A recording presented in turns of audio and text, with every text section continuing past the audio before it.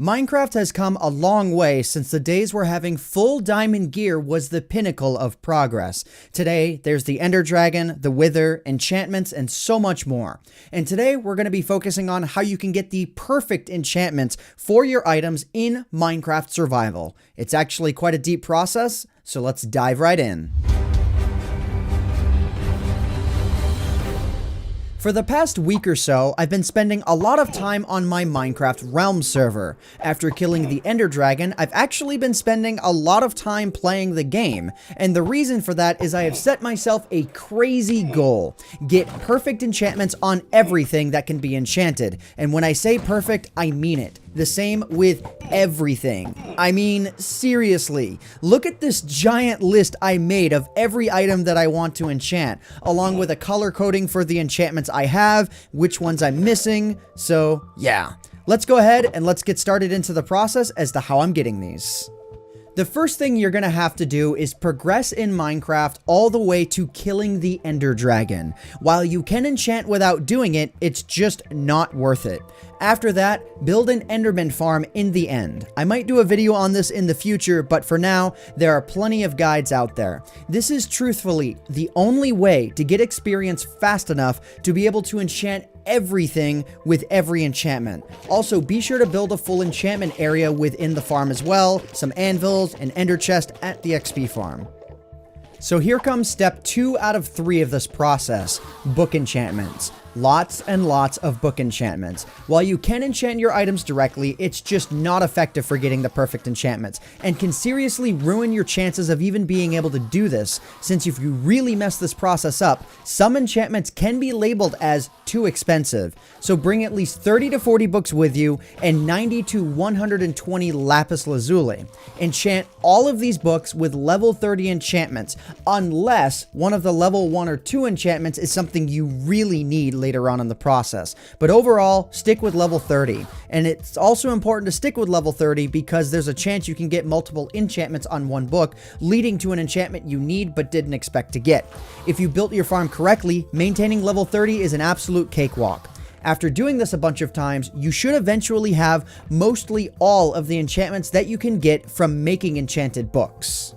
From here, combine your individual enchant books together so that you have individual books for each enchantment. So for example, combine all of your efficiency 3 books into efficiency 4s, 4s into 5s, etc. But don't combine multiple enchantments onto one book though. But if by enchanting you did get books with multiple enchantments and they both can be put onto the same piece of gear, then max out all of those enchantments on that book before you apply them to your tool. Applying something like sharpness 3 to a sword when the maximum is sharpness 5 makes the enchanting cost from that point on insanely expensive and might make the enchantments over time too expensive.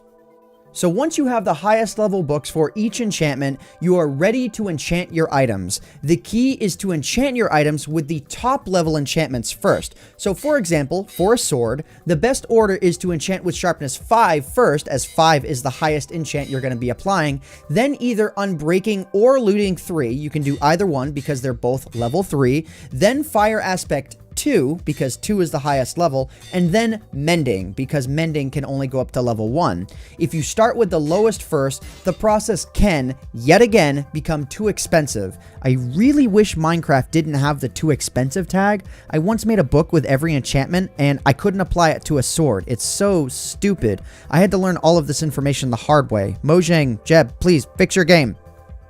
But wait a minute, I never explained how to get Mending. Well, let me do that. Mending is the enchantment that repairs your armor as you get experience over time. Effectively, this makes it so that you never have to repair your armor in an anvil, which is good because items become more and more expensive to repair over time, and eventually you won't be able to repair them anymore using that method. There are 2 good ways to go about getting Mending. Both involve flight with the elytra. After going to the end cities and getting your first elytra, I'd recommend immediately enchanting it with Unbreaking 3 as soon as you can. After that, get a bow with Unbreaking 3, Punch 2, and Infinity. Here comes the insanely fun part. You are going to fly from location to location by shooting yourself with the bow while in flight to maintain height. If you only want mending books, use the overworld and look for a jungle or desert temple. There's a chance that mending books can spawn within them, but it is insanely rare. You can also create an AFK fishing farm, and that might take you a few hours, but it may very well happen. And you can also look for librarians within villages that will trade up for mending books, but that again is pretty rare. And if you choose any of the flying techniques, your elytra won't last that long unless you have a lot of them or you already have one with mending, in which case, go crazy. The method that I recommend is flying from end city to end city, getting all of the elytras that you can, as well as the treasure room from the end cities themselves, and depositing them into an ender chest for safekeeping. What makes this so good is that the treasure rooms, as well as the ship, can spawn both mending books as well as gear with mending on it, and that you are very, very likely to find. You can combine these pieces of armor with the armor that you already have in an anvil to get armor that won't break as long as you keep getting experience. And because you replenish your elytras faster than they break because you're finding so many end ships, you can do this method for a very, very long time. But in my opinion, the most fun part is after finishing a trip is flying the over 1,000 block gap to get from the end back to the main island. It really gets your heart racing. So, wow, that was a lot of information crammed into one video. I had to rush some information, so sorry if I got a few things wrong because this is all just based off of my experiences. This was not a scientific video in any way, but I just wanted to give the information that I felt was right within this video.